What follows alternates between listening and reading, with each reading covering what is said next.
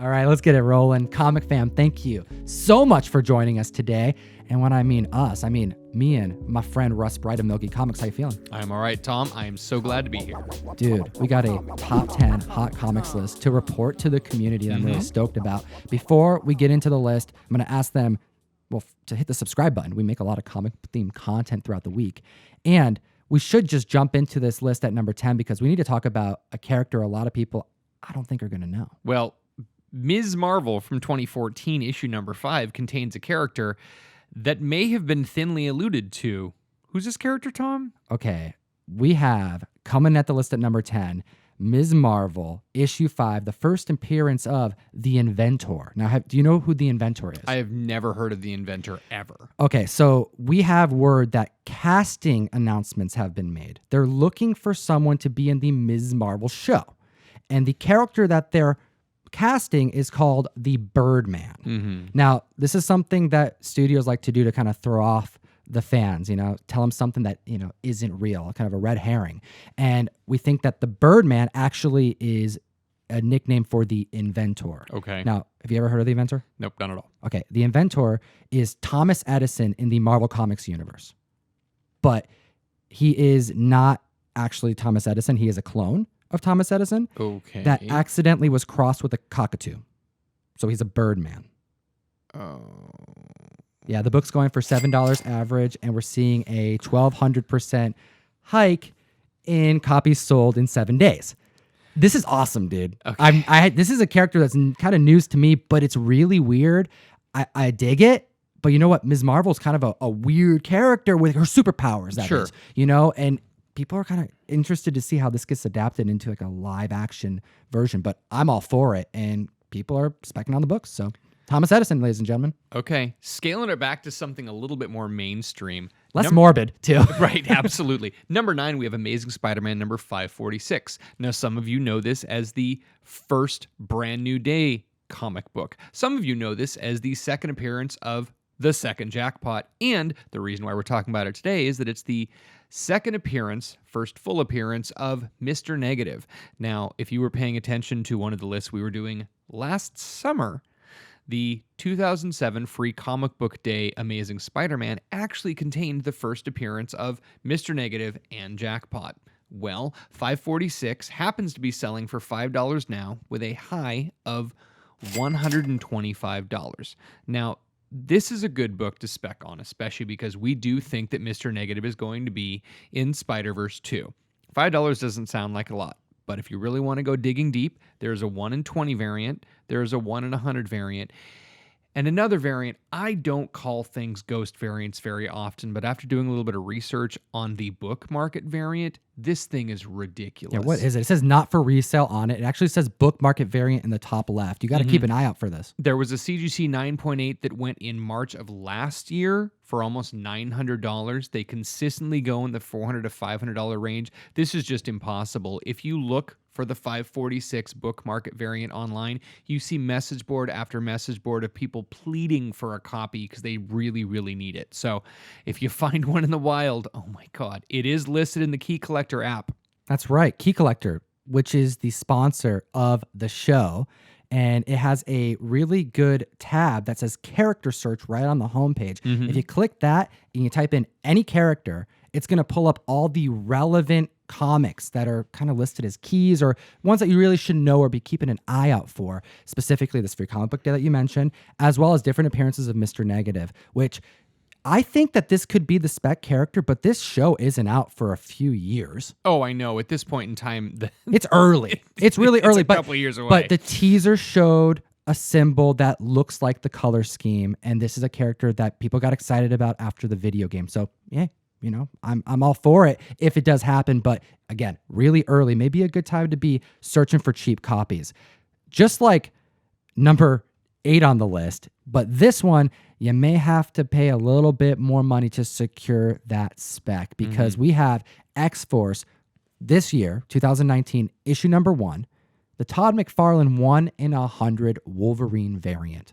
This book's going for $125 on average. Wow. Heights at 150. Great seeing McFarlane back to his roots. He's kind of doing a Spidey homage cover to issue number 9 that he did back in the 90s, and that's getting me excited about this book. Yeah. We're seeing height sales at $150 though, so it's above ratio, but I think it's because of the recent Spawn 300 news and people all hyped up about the milestones that McFarlane's hitting right now. Donny Cates. Number 7 is Donny Cates. All right, let's do it. What do we got at number 7? It wouldn't be a real list without Sir Donny Cates on the list. It's true, man. Number 7, Thanos number 15, the 4th print, first cover appearance and first actual appearance of, we'll get into it, man. We'll delve into this a minute ago, Silver Surfer Black. Now, those of you who have been following Donny Cates' miniseries, Silver Surfer Black, know that issue 5 just came out this last week, and it was amazing, mind-blowing. Yep. He has just hit it out of the park again. If True. you're not reading it, pick it up. Wait 2 months, get the graphic novel, get the singles. Yep. Silver Surfer Black has been amazing. All of the variant covers have been amazing. But number 7, Thanos number 15, the 4th print, which is the first cover appearance of Silver Surfer Black. Or is it, Tom? Kind of, because issue 17, he is on the cover. Right. But issue 17 came out prior to the 4th print of issue 15. Okay. But this is one of those situations where it's like sometimes the preferred comic is what came out first. Sure. Like what month. I don't care if in continuity it came out later. What month did that hit the stands? In this case, Thanos 15 4th print did hit the stands after his first appearance on the cover, but because his first appearance in 15 happened, collectors are looking for that 4th print. Okay, now chronologically, that does make sense, but keep in mind that the 4th print has a very low print run, which is why these books are going for $25 raw and peaking at almost $100 right now. 1,500% increase in copies sold in 7 days. It's because issue 5 of Silver Surfer Black was a masterpiece. It's art. It's poetic. Go get it. Go read it and go buy a copy for your friend. Let's look at number 6 on the list. We have Amazing Spider-Man issue number 12 from 2015, making the list. All right, so what's going on here? This is an interesting book because 2012 is when this came out. This is the first appearance of Spider-Man from Japan, Leopardon. Okay. Leopardon made his debut a way long time ago. All right. This is the Spider-Man that has a Mechazord. He's got it's literally what would go into being closer to Power Rangers. It's so awesome. It's literally Power Rangers. The show is crazy. We'll have to, if we can, we'll clip a couple, pieces of this into the show, but it's ridiculous and it's awesome. This is the kind of thing I want to see adapted into the Spiderverse. And this list is covered with Into the Spiderverse spec. Well, Phil Lord apparently confirmed, I don't think he did, but he kind of confirmed that this is happening because of the teaser. Tweets went out. Is Leopardon coming? He said that there is a design of the character. That's all he said. Now, if you remember, in Into the Spider-Verse movie, Miles Morales has some sketches out, and there is a design of the mecha that Leopardon uses. Right. So is that the design he's talking about? Maybe not. However, Phil Lord reposted some fan art of Spider-Man with the Leopardon Mechazord behind him. So it could be happening, and it's got people specking on this book. We're seeing $10 average sales for this comic book. Legit, people weren't buying this book recently. There's really aren't any high sales to be listed, but what we can say is there's a 2,300% increase in copies sold in 7 days. That is a massive amount. All right, and what do we got at number 5? Number 5, V. 5 is the Roman numeral for V. The 5th of November. Remember the 5th of November. This, V for Vendetta. That's what it is, dude. Seems to happen every single year. Around the 5th of November, there just happen to be people that are renting the movie, feeling nostalgic, getting it on man. Redbox. That's it. And it is such a fantastic movie. If you remember Natalie Portman was in the movie, it's just really a beautiful take on Alan Moore. We've been talking about Alan Moore a lot lately. His new, the Watchmen show that is based on characters that he created has been very, very popular and getting amazing critical reception. We actually had Miracle Man on the list last week. We talked about Killing Joke very recently as well. Alan Moore is just one of those writers that when he hits. And when he's off, he's not very good. And that's my opinion. I know I'm going to get flamed for this one, but wow, Alan Moore is just one of the best writers in comic books ever.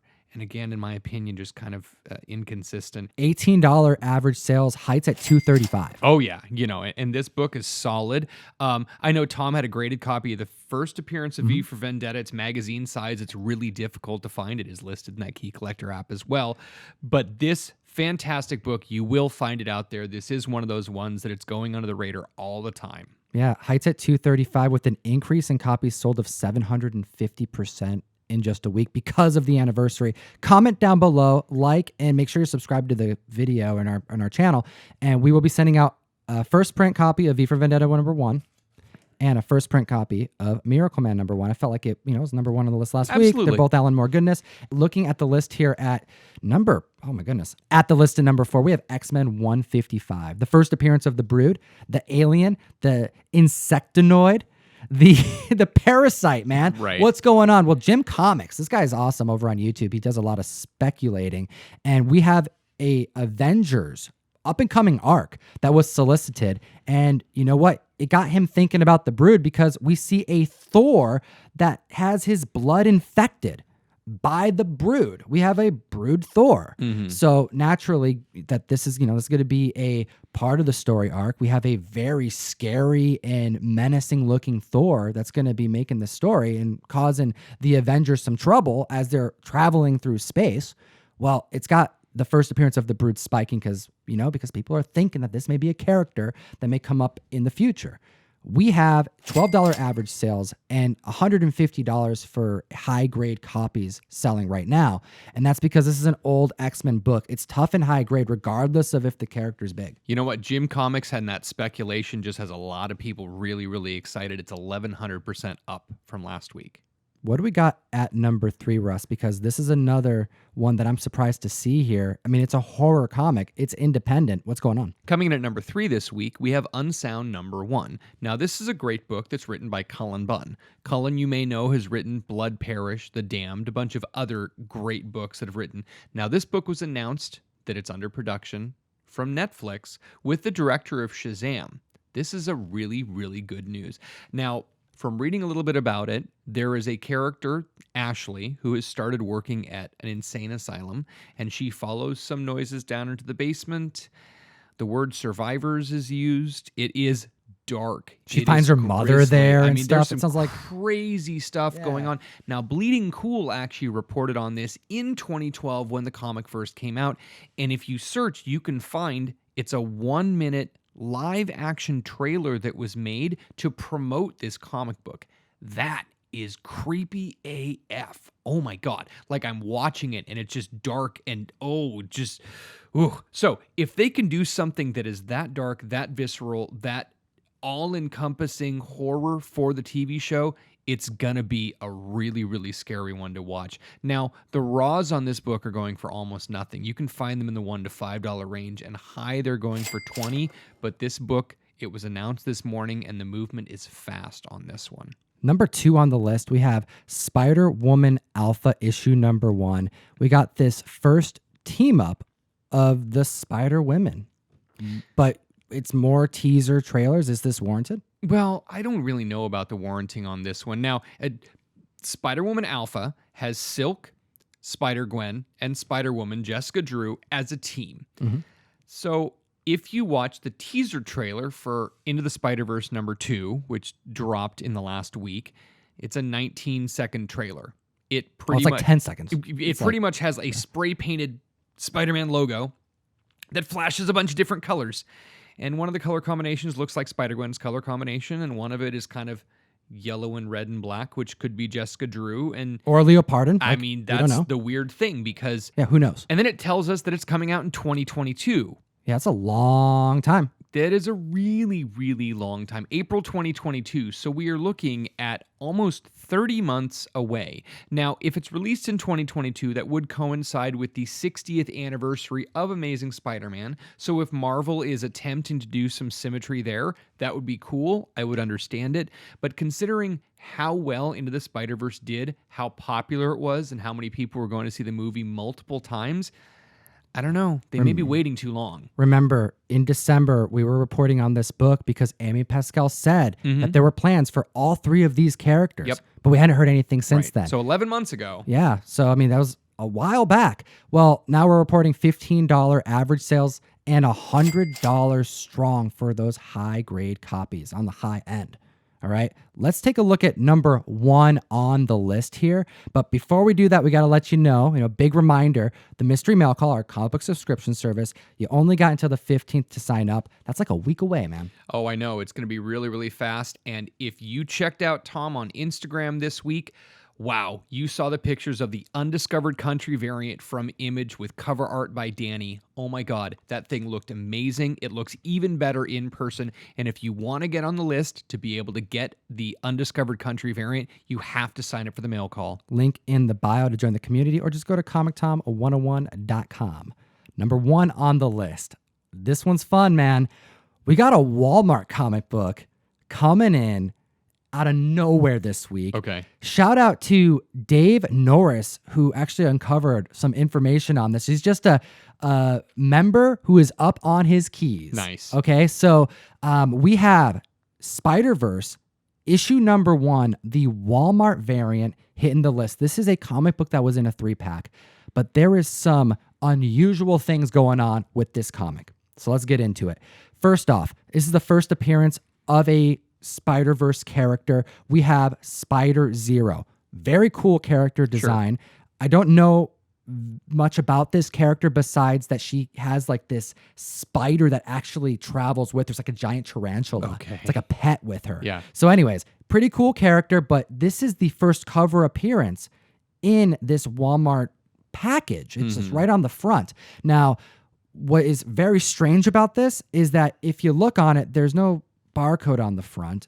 And although the top left has that second print kind of like indicator, that 1 typically goes on the top corner when they're doing second prints on the inside of these packs. Well, it says that 1, but if you flip it around, it is not a second print. Right. This serial bar says 161. Can you explain what that means? So that means issue number 1, cover number 6, first print. So if you're looking at all of the variants that are available for Spider-Verse, you're going to have 111, which is cover A, 121, which is generally like an action figure variant, 131, which would be like a 1 in 10. So this is a 161. So it is considered a first print of that book. This does not happen with Walmart books. A lot of the times these books, you get a different cover artist, but they still consider it a 112. Exactly. And to kind of even go further down this strange route, the marketing on the back of this comic book is bare. Typically, there is some type of marketing on there because it's going in a Walmart 3-pack. Right. So now we have a condition-sensitive book because it's wrapped in plastic without a board. It's packaged on the top, so it's going to be the one handled the most. And it's the first appearance of a character. This book is hot, and it's going for $25. Check your Walmarts. This isn't the first time a Walmart book has made the list, and it certainly won't be the last. Definitely not. Thanks so much to Key Collector Comics, the best comic book collecting app that exists on the market. If you go to the homepage of your app, there's a button there. It says welcome. You got to click that button, and then you click the welcome, click here. And then what it's going to do is you just got to log in.